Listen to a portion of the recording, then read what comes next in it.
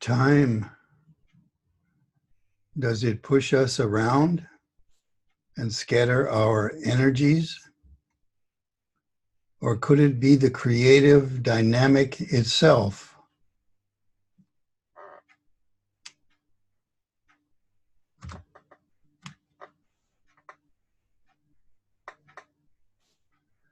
This is a description of what is often called linear time in TSK. It's our normal way of experiencing time in the West, and is likely to be a good description of our experience when we begin the going without going exercise that we'll do in a few minutes. Note the fact that in linear time, the self is always up to something, desiring and seeking something, always off balance. The self is always in the present and always off balance, always going somewhere.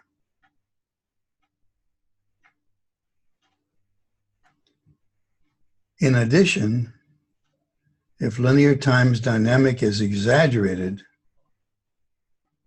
the resulting experiences for the self, very common in modern times, are hurry sickness, time poverty, deadline pressure, and anxiety about time.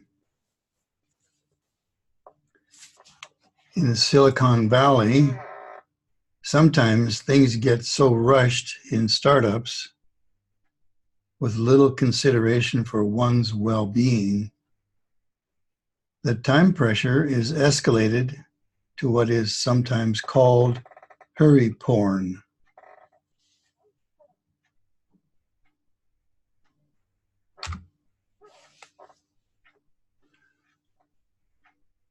Another aspect of linear time is the flow of time through the past, present, future structure surrounding the self.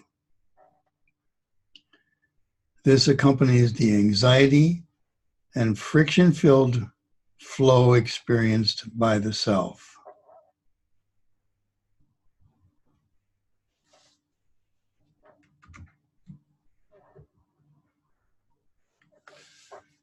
This slide continues discussing the friction-filled experiences resulting from first-level time's overwhelming presence. The steady, impersonal dynamic of time unnerves us, reminding us that we are not in control of our own lives, and undermining the importance of the stream of desires, wishes, hopes, and fears that engage our attention.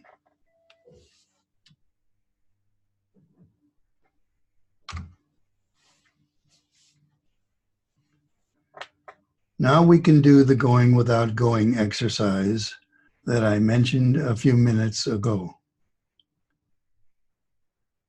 Sometimes this is called the slow walking exercise because that is what it looks like from outside.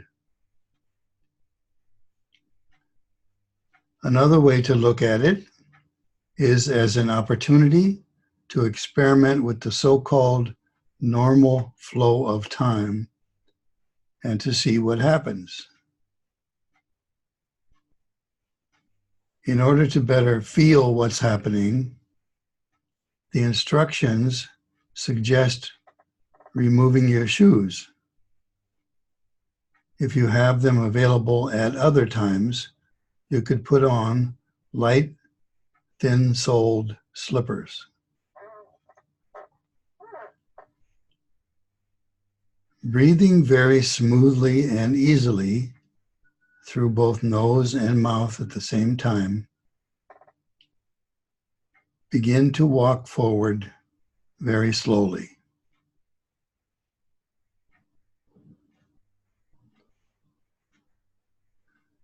while looking straight ahead. Walk very, very slowly, using very small steps, lifting each foot 4 to 7 inches above the ground.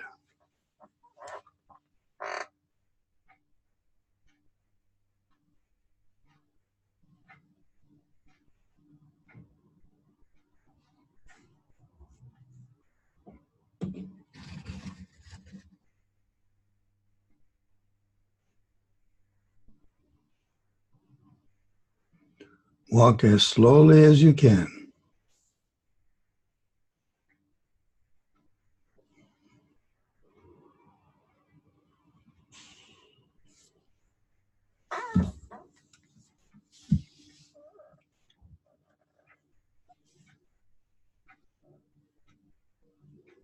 The breathing is very smooth through both nose and mouth.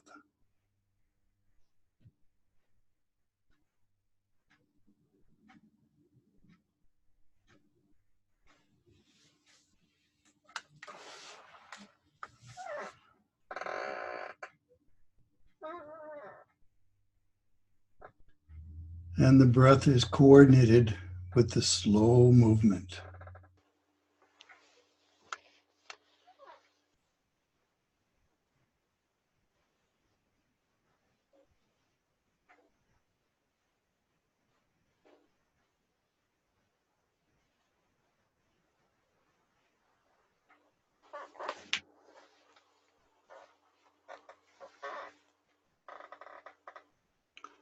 Now slow down even more.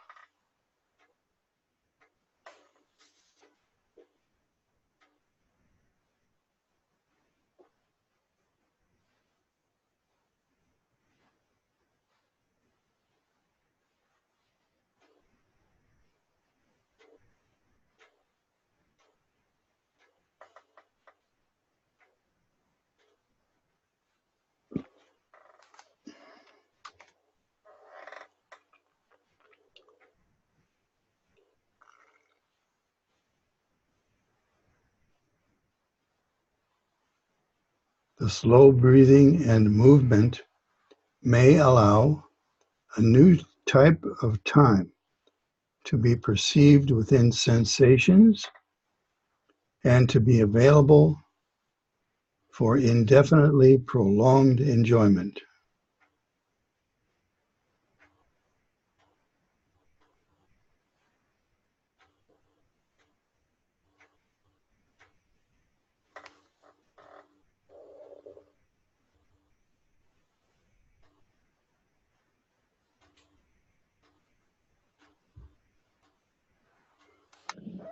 This way of knowing may not be restricted to the self's point of view, but may be more open in scope or focal setting. It might be called pure, unowned, unlearned awareness.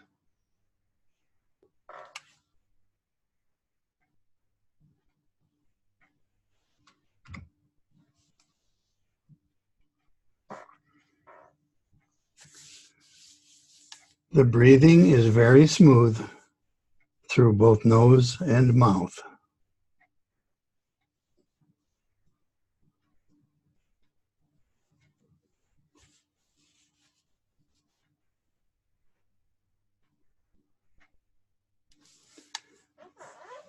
And the breath is coordinated with the slow movement.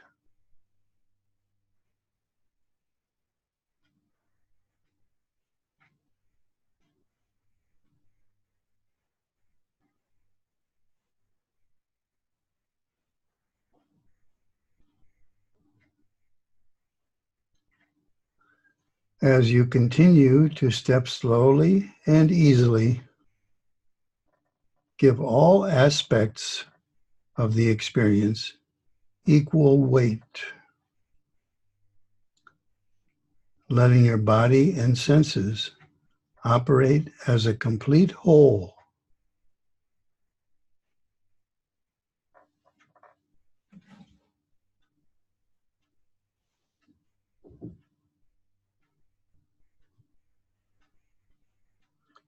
Every aspect of the experience has equal weight, equal attention.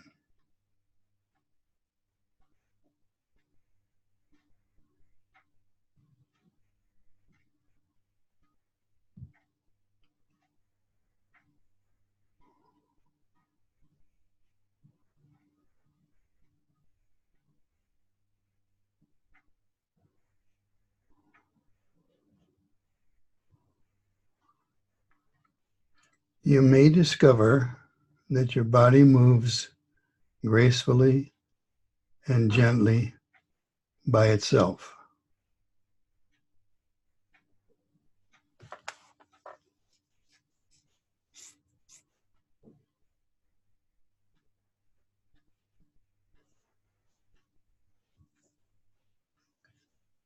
Perfect balance will come as you let go of the emphasis on your doing it and let all the experienced movements be seen as given by time rather than the self.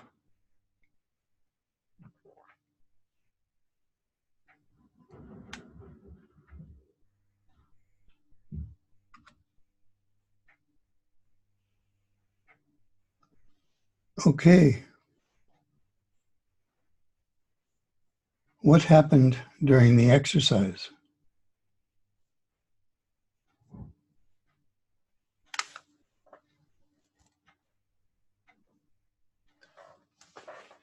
Did the normal first level experience of linear time change? If so, how?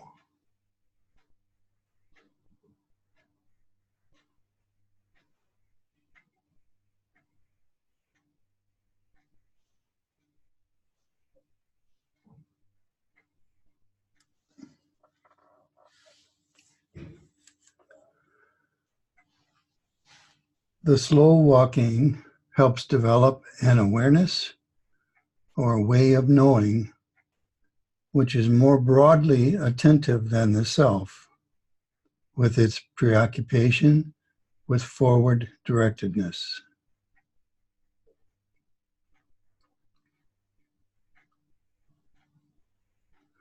With a different kind of time, the slow walking might seem to be occurring in the same place, rather than going somewhere else,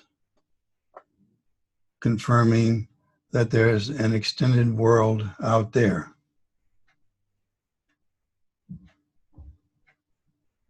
That is, all going from place to place actually occurs as a succession of experiences in the same spot.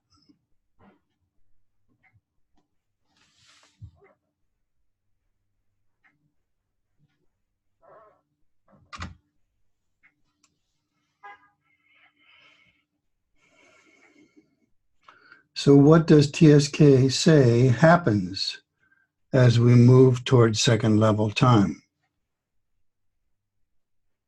As we already suggested might happen during the going without going exercise, we may see all serial timing to be occurring in the same place, rather than establishing an extended world out there. All going from place to place, experience to experience, which validates the picture of a spread out world, actually occurs as a succession of timed out experiences in the same spot.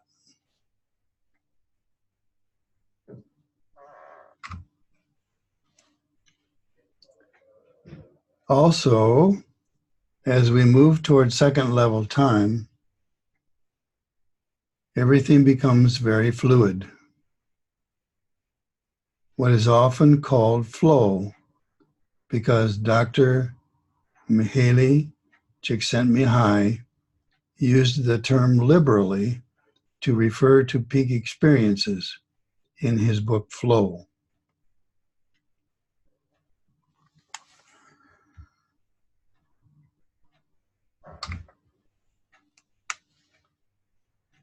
And what does TSK say happens as we move toward third level time? This statement says that third level time, great time, is non-distributed, not spread out as with the segments of time seen at first level, the past segment and the future segment. Moreover, there is no series of moments within time at all. Again, in contrast to what is seen at first level, where series of moments are the norm.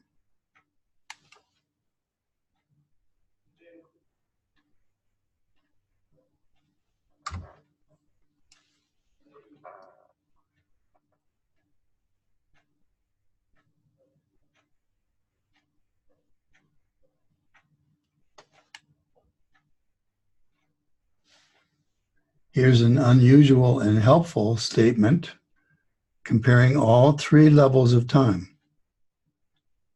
As you change within TSK, you can refer to this statement occasionally as a likely suggestion for how your experience of time will change. The TSK books have many useful statements like this.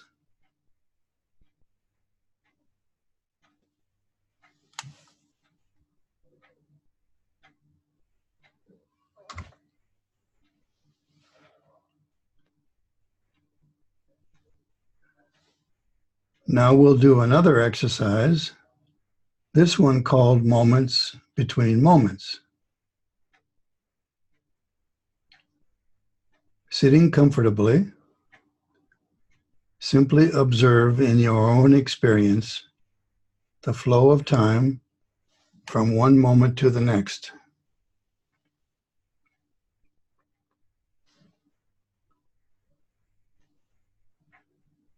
If the mind is calm and alert,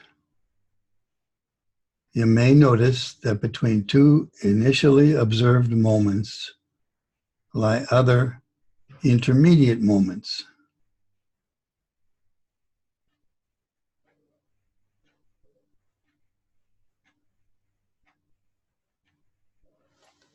Practice observing from moment to moment in a way that makes available on an ever smaller scale moments between moments.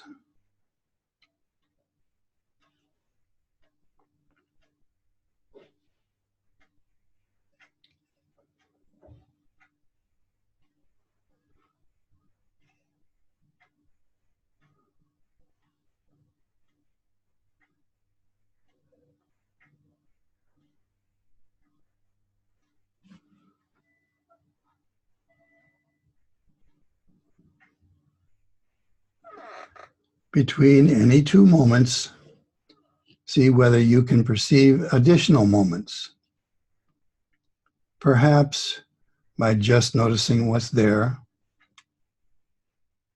Perhaps by relaxing while somehow turning up the speed of your awareness.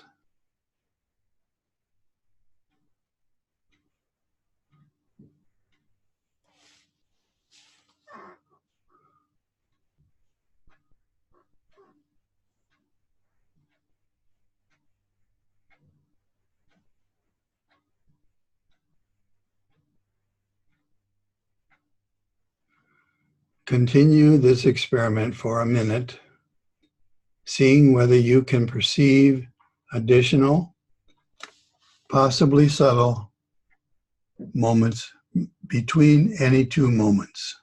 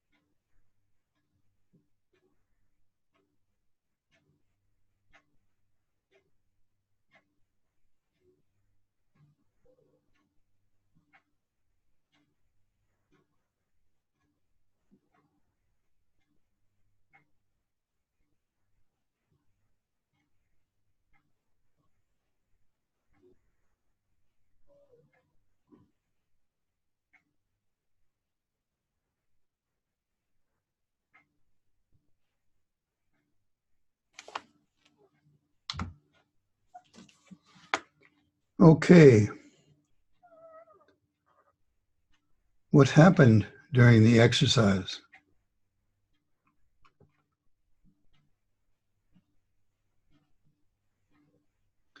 Did the normal first level experience of linear time change?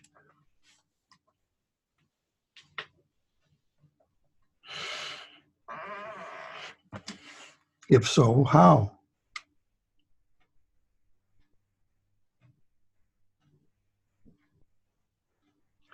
Did you perceive additional moments?